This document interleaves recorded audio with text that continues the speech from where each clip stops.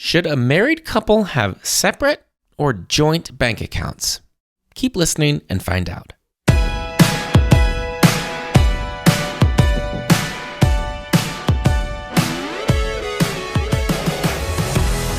How many bank accounts should we have? An all too common question All the time. that we get from married couples. And there is no shortage of advice out there on the internet or on TikTok or on YouTube. Or from the guy down the street. Or Yeah, your from cousin. your neighbor's cousin's brother's plumber has a thought on this. And not all thoughts and opinions are created equally. Not all come from good experience. True. Not all are born from a healthy money mindset. And not all are grounded in truth. Ooh. That sounds important. That is one little factor, just a tiny little sliver of the component, but it's factored in. And today we're going to talk about that because we just get asked about this a lot. And I'd say there's kind of two flavors to this question when we get it. Sure. There's just how many bank accounts should we have? And that's an idea of, we will find some people out there that are saying, okay, we should have a groceries account and a home account and a savings account and a saving for your car account. And you got 12 checking accounts and 6 savings accounts. And that's just crazy. That's not what we're talking about today. No. The other part of that question then is, well, how do we handle our money here as a couple? Mm-hmm. Do we have his checking and her checking? Where do the paychecks go if we both work? Do we have a his savings and a hers savings? Mm-hmm. And we are going to talk about, is there benefit to having joint bank accounts? And we're just going to let the cat out of the bag. We are pro joint bank accounts. Absolutely, till the day I die. And we're going to talk about why in this episode. But you're right, John, that there are different kind of flavors and takes on it. Mm-hmm. Some people are just asking purely from a practical standpoint. Oh, they just don't know what to do. They What are we doing? They don't know how to set up kind of the brass tacks of how to run their money. Mm-hmm. And then there's that spiritual, theological, sacramental question of why How should we handle do this? we need to have joint bank accounts? And if we're going to go set up separate ones, is there something wrong there? They're asking kind of from that space. And so we're going to talk about both of that in this episode. Ooh. I recently was working with a coaching client, and we work with we have very limited coaching spots. I think we only coach people maybe 1 or 2 times a month. But it is something that we offer on a regular basis. So if that's something that would be beneficial to those of you who are listening, it's an hour-long session with me, and we do an incredible deep dive into all your numbers and to whatever obstacle is manifesting right now in your life, and we tackle our way through it. This particular person that I was working with, this coaching client, came to me about one thing. It was more about retirement and the future.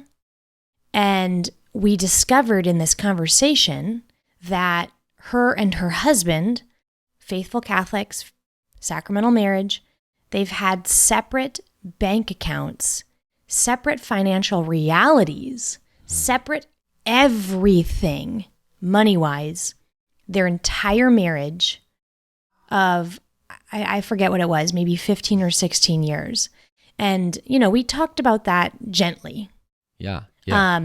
Gently, because you can't just say, we take baby steps towards things, right? We don't just overhaul everything in an instant.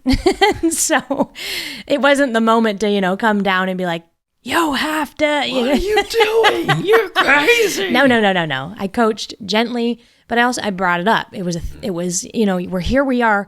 We think out here's the problem. The problem's actually this. Yeah. And at the end of the session, I was able to ask her, what kind of fruits you think came up from this? What action points are going to be priority? And talking money with her spouse. She said it was an unexpected, but she realized how vitally important this was to not only talk about things, but then get a path to actually merging their money and having joint accounts. So that kind of sparked this whole episode of, oh my goodness, how many people out there are limping along here, not even knowing that disunity over the money is affecting your sacramental marriage. Ooh. Okay, we can't, nope. And we're going to dive into how to remove that. Okay, so what's out there? What's even out there? What kind of advice is out there around should I or should we not have merged financial accounts? How many bank accounts? We brought that up earlier. So first, there's this empowered, quote unquote, feminist stance staunchly rooting for separate bank accounts. Oh, like militantly, you cannot ever get a joint bank account with your spouse, and they won't even say Partner. Yeah, it'll say partner. They won't even say husband, because you can't tuck away money in case you got to get out someday, or you don't want a man telling you that you can't buy this or that. Mm-hmm. It's built on distrust. Yes, it's built on. Well, I did say we were going to be together till we die, death do us part, better or worse, richer or poor, all that. But I don't know, maybe not. Mm. Or we say we love each other and that we want the best for each other, and we are a family here together, we're raising kids together. But I don't really know if I trust that you have my best, welfare in mind. Yeah. So I have to take care of it myself. Yes. I have to keep this back for me. Yeah, what it communicates is that it's built on. Yeah, I need to take care of me, and I need to have an exit strategy because I don't trust that this is going to work out. And I've always got kind of a parachute to bail if need be. Now, let's not just say that this is coming up from thin air out of nothing.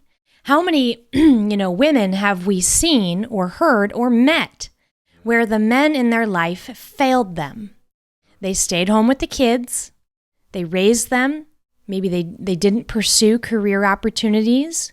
And all of a sudden, he has an affair or he is an alcoholic or whatever happens, and they bail in their 40s or 50s even, and this woman is stranded with no real means to provide for herself or her children anymore.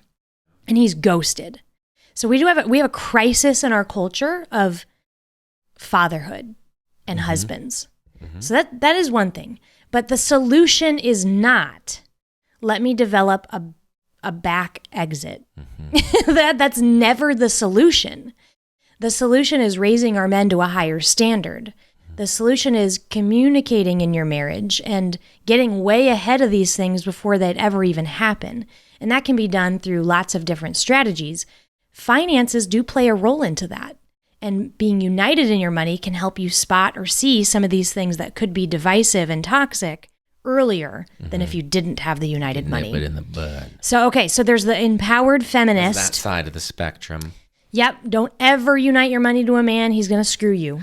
That mentality. And then as we work our way down, maybe more towards the middle, there's the just like, hey, you do you. If it works, it works. You want joint? Do joint. You want to keep it separate? Just keep it separate, man.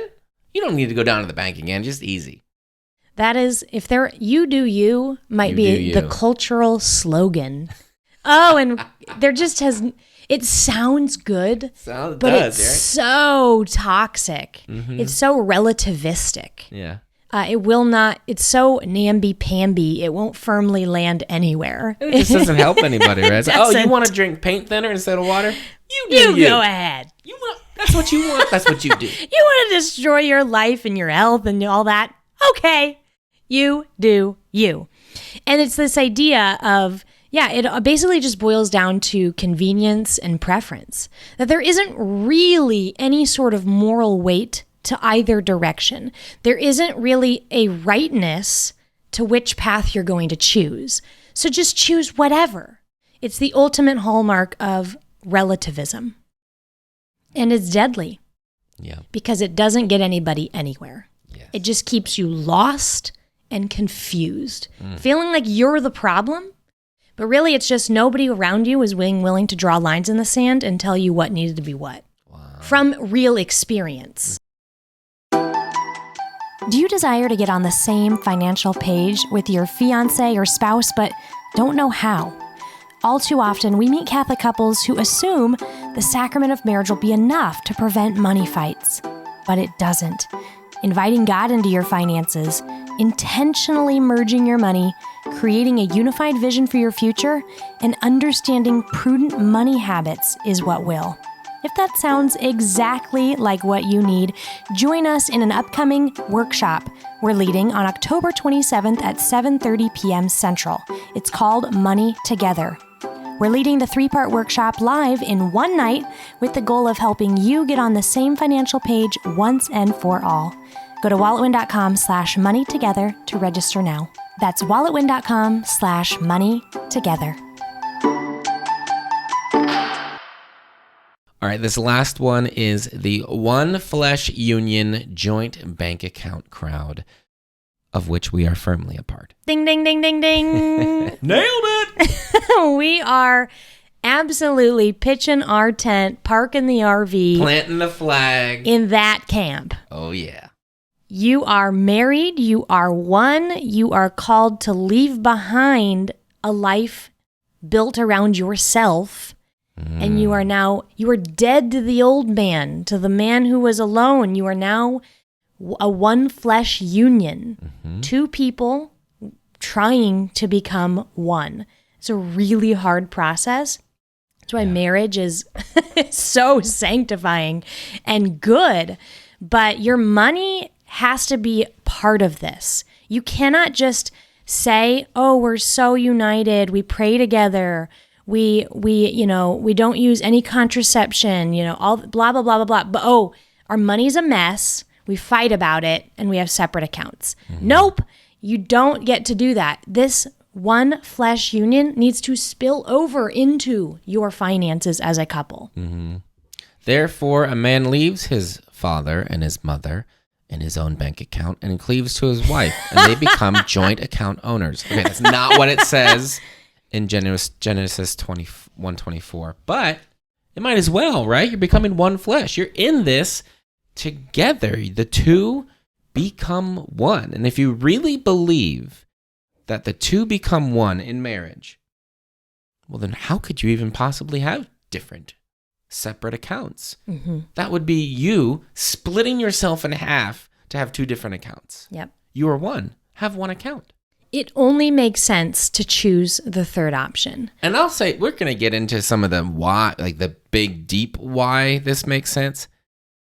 But it's so much easier. Oh, it's so much more convenient. Like, I don't know, maybe how you stumbled onto this podcast because it's called The Catholic Money Show. But if you're not Catholic and all that, do this anyway.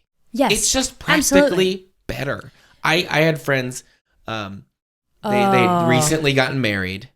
And they had separate accounts, and most people because they knew. And then we did Wallet Win. As I talked to them about it a little bit, and she was just like, "Yeah, I'll just pay for the groceries, or he pays the rent, or we've seen. You can see it on Venmo because if you don't click private, you see what the deal is. Always click private. Yes. It's spouses." Paying each other sending money back and forth. It's for going out to eat insane. Or money for the rent, or it's like, yes, it's just nutty. Like it just is practically ridiculous. Yes. If you just had one account, you wouldn't have to have any of that back and forth stuff. Right. And so and you really just need a joint checking and a joint savings. Yeah. Possibly, depending on your temperament, an additional joint savings if you would like to keep your rainy day fund away from kind of your everyday savings that you're doing for the next car or the vacation or whatever, and you just can't mentally handle those things being in the same tub, fine. But that's 3 and probably 2. And it flies in the face of, I've seen people online that are fans of the joint, but they'll say, have 7 bank accounts. And this one transfers to this one, which transfers to this one, which pays this, which You're pays just that. Venmoing yourself all it's day a long. huge nightmare. And then what happens if you get sick and you just need a well-oiled machine, an automated banking system where money comes in automatically and all your bills are on auto pay, and it's just seamless and easy. That is what we are all about. Why are we making this harder than it needs to be? Exactly. Now, I will say the one tiny little caveat here is if one spouse is a business owner, Sure, and the other spouse is not an that owner of that business. Yeah. Now, if Jonathan and I, we own a business together, 50-50 LLC, and we are on the banking accounts Joint for owners, that. so we're both on But the Jonathan owns a separate business, which we'll share here on the podcast at some point, building websites. And I am not on the bank account because I can't be on the bank account You're because not an I'm not owner. an owner of the business. But I have the login credentials, and I do log in at least twice a month I log in more than I do. just to do your bookkeeping for you. I log in way more than you do. I pay myself from there. Anyway, it's that would be if you can't be on the account because it's a business something, you at least need to have the login credentials. And that's really, it's all about that transparency. So, John, let's get into some of the points we want to make here. And this is maybe a good segue. When you said you're coming in to the bank account for my business to pay, you said to pay myself because Your you're money paying me. is our money. But yeah. exactly. What I It's the have same is what thing. you have. It's the exact same thing. Yep. Because that is the big deal here. In the Catechism of the Catholic Church, paragraph 1601, for those of you playing along at home, it says, the matrimonial covenant by which a man and a woman establish between themselves a partnership of the whole of life resembles Christ and his bride, the church, vulnerable, exposed, open, total, and complete. A partnership of the whole Of life. Everything. Everything. In Humanae Vitae, it says, husband and wife, through the mutual gift of themselves, which is specific and exclusive to them alone, develop that union of two persons in which they perfect one another, cooperating with God in the generation and rearing of new lives. And so with we see in both of these declarations of the church in these texts, these characteristics, features, and kind of the demands of married love, right? We've heard it before in different talks, but the hallmarks are that it's free, that it's total, that it's faithful, and that it's fruitful. So the goal is a total shared life and complete unity. And so joint bank accounts are what we teach married couples to set up to better foster this complete sharing of the whole of life. Since money touches so many aspects of our lives, it's just so disjointed and jarring when this is something that a married couple is separate on. Not only does it cause additional things to have to manage, but then it is just ripe for frustration. It's ripe for, I'm going to send my sister who's bad with money a little bit of money to cover the tire blowout she had, but I'm not even going to tell my husband because he'd freak. It's set up for kind of that stuff. That's a small, pretty common thing that I would say could happen in a situation like this. But it lends its hand to even bigger financial infidelity issues. Yeah. Because what it does, it undermines the whole idea here that we're an us now. What we have is our life here together. Yep. And it's separating off a chunk of that to be mine and me and what I want to do, and when I want to do it, and how I want to do it, and to the degree I'm going to do it. It's for me to decide because this is mine. Instead of a full, total giving of yourself, of the labor that you put in at work, of the money that comes in when when you do work or you sell something or whatever it is, instead of giving that to your family, even if it's just the two of you in your family, instead of giving that to the family, you're holding it back for yourself. And money, golly, money touches so many parts of our life that attitude of me and mine is going to find itself into all these other areas of your marriage. Yep. So there you have it. Our defense of joint bank accounts. Now, if listening to this episode has kind of pricked your conscience a little, maybe, okay, ooh, that stung a little, Jonathan and Amanda. Okay, we've definitely got some room to grow. Maybe, you don't have all your accounts kind of together, or maybe money is an actively contentious source. You might have joint bank accounts, but you're not managing it together. It's not a unifying aspect in your life. Yes, right. And it's still a source of frustration. Please join us at our Money Together workshop. We are going to be hosting it live on Thursday night, October 27th. So if you want to join us for a few hours where we're going to dive in and we are going to remove every roadblock keeping you and your spouse from being on the same financial page once and for all, you got to be there. You got to join us, because this is the foundation that you need to start getting momentum as a team. So we're going to talk well beyond just the joint bank accounts. This is one component of living in the one flesh union around your money. But the foundation that goes underneath that and sits under all of the money skills that we teach here at Wallowin, it's going to be talked about in the Money Together workshop. So join us. Can't wait to see you there. Until next time. And you can learn more about that with the link in the show notes or at wallowin.com/moneytogether. Started to jump the gun. And if you wouldn't mind leaving a rating for us over on Apple Podcasts, that would be awesome. We have so many of you who listen to the podcast, and you email in and you let us know that you love the episodes, but we're a little shy on reviews. And when you go ahead and leave reviews and tell people, what are the big tips or the walkaways, takeaways that you've gotten from here on the episode, it helps them to find it and then begin to implement those things in their life. So if you could do that, we would be oh so thankful. Now I'm not jumping the gun. Until next time. Bye for now.